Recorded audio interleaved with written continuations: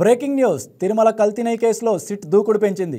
ఈ కేసులో టీటీడీ మాజీ చైర్మన్ వైవి సుబ్బారెడ్డికి సిట్ నోటీసులు ఇచ్చింది। ఈ నెల 13న విచారణకు రావాలని నోటీసులో పేర్కొంది। మరోవైపు ఇవాళ సిట్ విచారణకు టీటీడీ మాజీ అదనపు ఈవో ధర్మారెడ్డి హాజరయ్యారు। కల్తీ నెయ్యి సరఫరాలో ధర్మారెడ్డి పాత్రపై సిట్ అధికారులను ప్రశ్నించారు।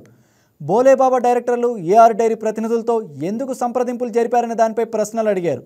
ఈ సందర్భంగా పరకామణి కేసులో కూడా ధర్మారెడ్డికి సిఐడి అధికారులు నోటీసులు జారీ చేశారు। ఈ నేపథ్యంలో ఆయన ఎల్లుండి విచారణకు హాజరు కానున్నారు।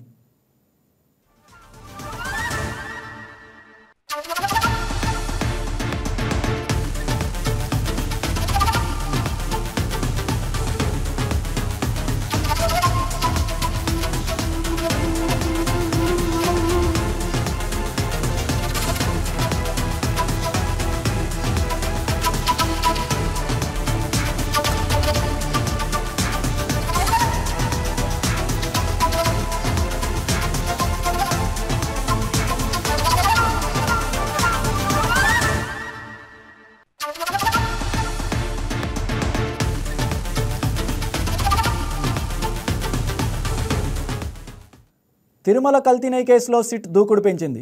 ఈ కేసులో టీటీడీ మాజీ చైర్మన్ వైవి సుబ్బారెడ్డికి సిట్ నోటీసులు ఇచ్చింది। ఈ నెల 13న విచారణకు రావాలని నోటీసుల్లో పేర్కొంది। మరోవైపు ఇవాళ సిట్ విచారణకు టీటీడీ మాజీ అదనపు ఈవో ధర్మారెడ్డి హాజరయ్యారు। కల్తీ నెయ్యి సరఫరాలో ధర్మారెడ్డి పాత్రపై సిట్ అధికారులు ప్రశ్నించారు। బోలేబాబా డైరెక్టర్లు ఏఆర్ డైరీ ప్రతినిధులతో ఎందుకు సంప్రదింపులు జరిపారనే దానిపై ప్రశ్నలు అడిగారు। ఈ సందర్భంగా పరకామణి కేసులో కూడా ధర్మారెడ్డికి సిఐడి అధికారులు నోటీసులు జారీ చేశారు। ఈ నేపథ్యంలో ఆయన ఎల్లుండి విచారణకు హాజరు కానున్నారు।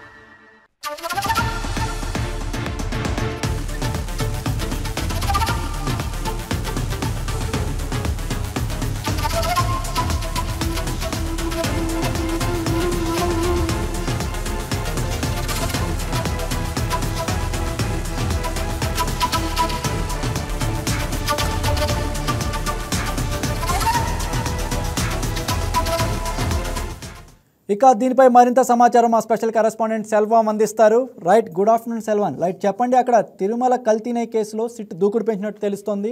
ఇక ఈ కేసులో టీటీపీ మాజీ చైర్మన్ వైవి సుబ్బారెడ్డికి కూడా నోటీసులు అందించారంటున్నారు కదా, దీనికి సంబంధించి మీ దగ్గర ఉన్న అప్డేట్స్ ఏంటి?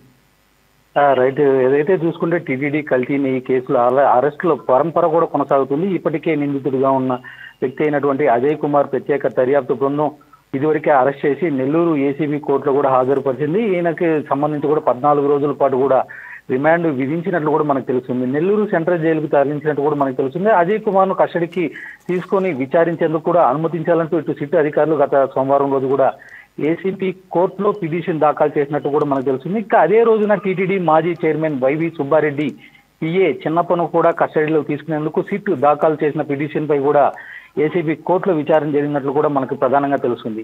ఆయిల్స్ అండ్ కెమికల్ సంస్థ యజమాని అయిన అజయ్ కుమార్, బోలేబాబా డైరీ డైరెక్టర్లు కోమిల్ జైన్, అదేవిధంగా విపిన్ జైన్ కు కూడా నకిలీ నెయ్యిని తయారీకి సంబంధించి అవసరమైన రసాయనాలు సరఫరా చేసినట్టు కూడా సిట్ అధికారులు కూడా ఇప్పటికే గుర్తించినట్లు మనకు తెలుస్తుంది। దక్షిణ కొరియా నుంచి కూడా ఢిల్లీకి చెందిన ప్రధాన డిస్ట్రిబ్యూటర్ అయిన ఈ రసాయనాలు దిగుమతి చేసుకోగా వారి వద్ద అజయ్ కుమార్ తన సొంత పేరిట కొనుగోలు చేసినట్టు కూడా విచారణలో కూడా ఇటు మనకి తెలుస్తుంది।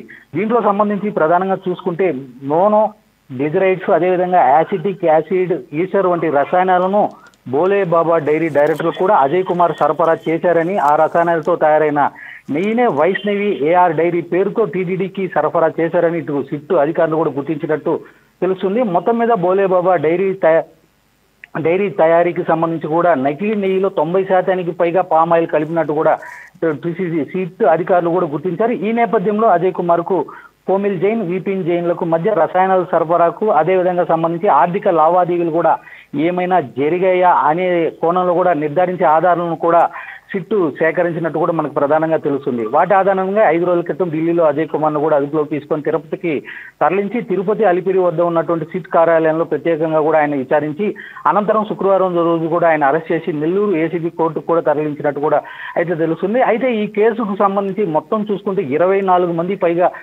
కేసు నమోదు చేయగా అందులో సంబంధించి చూసుకుంటే ప్రధానంగా 14 మందిని కూడా ఇప్పటి వరకే అరెస్ట్ చేసినట్టు మనకి తెలుస్తుంది. ఇక ఇదే అంశానికి సంబంధించి తాజాగా టీటీడీ మాజీ ఈవో ఏవి ధర్మారెడ్డిని సిట్ విచారణ హాజరవ్వాలని కూడా నోటీసులు జారీ చేసినటువంటి పరిస్థితి. ఈ నేపథ్యంలో చూసుకుంటే కూడా కాసేపటి క్రితమే ఆయన తిరుపతికి చేరుకొని అలిపిరి లింక్ బస్టాండ్ వద్ద ఉన్నటువంటి సిట్ కార్యాలయానికి గట్టి భద్రతా వలయం మధ్య కూడా విచారణకు ఆయన హాజరైనట్టు కూడా తెలుస్తుంది. సిట్ డిఐజీ మురళీ లాంబా ఆయన కూడా విచారించినట్లు మనకు తెలుస్తుంది. ఈ విచారణ ఈ రోజు రేపు 2 రోజుల పాటు కూడా ప్రధానంగా జరగనుంది. ఇంకొక పక్క టీటీడీ మాజీ చైర్మన్ వైవి సుబ్బారెడ్డికి సైతం సిట్ అధికారులు నోటీసులు జారీ చేశారని ప్రస్తుతం ఆయన మాత్రం తిరుపతికి రావడానికి. ఇక ఇలా అలానే పరకామణి కేసులో కూడా ధర్మారెడ్డికి సిఐడి అధికారులు నోటీసులు పంపారని తెలిసింది. ఇక దానికి సంబంధించింది మీ దగ్గర ఉన్న అప్డేట్స్ ఏంటి?